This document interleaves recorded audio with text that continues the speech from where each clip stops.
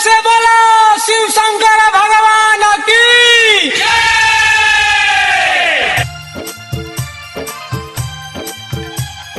डमरू वाले बाबा की। मिक्स बाय नितीश राज। हर हर महादेव, हर महादेव, हर महादेव।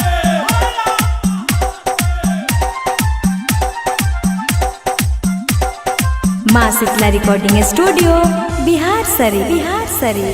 तू का जन बुए जान दिलावा के बतिया हो। हर हर महादेव, हर महादेव। तू का जन बुए जान दिलावा के बतिया हो। हई हम भोला के पुजरिया मारी दाना चिलम में बतिया हो। हई हम भोला के पुजरिया मारी दाना चिलम में बतिया हो। अरे हम दुश्मनों की गोलियों से मना नहीं करते, हम भोलेनाथ का भक्त हैं, किसी से डरा नहीं करते। जय महाकाल, जय महाकाल, जय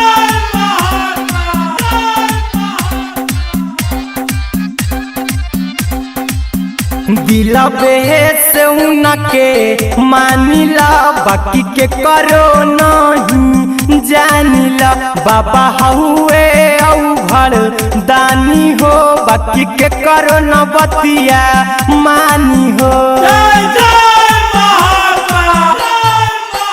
दिला से उनके मानिला बाकी के करो नहीं जानिला। बाबा हुए औघड़ दानी हो बाकी के करो न बतिया मानी हो। एकरे बिना कबो न हमारा आवेला निंदिया हो।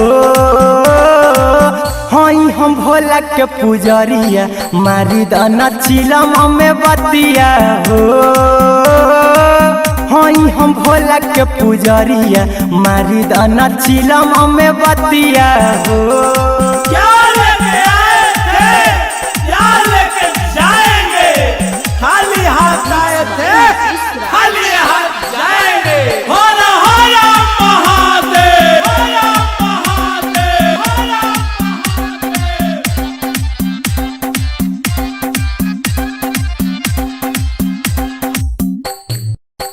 जेकर केहू न गुरु होला हो करे हम हई चेला हो। अब बाबा के बूटी लेला हो तबे देखाए कर खेला हो। हर हर जेकर महादेव। केहू न गुरु होला हो करे हम हई चेला हो। अब बाबा के बूटी लेला हो तब देखाए कर खेला हो। अहिरा कुंदनमा गाय के गनमा बतावेला बतिया हो। हई हम भोला के पुजरिया मारी दाना चिलम में बतिया हो। हई हम भोला के पुजरिया मारी दाना चिलम में बतिया हो।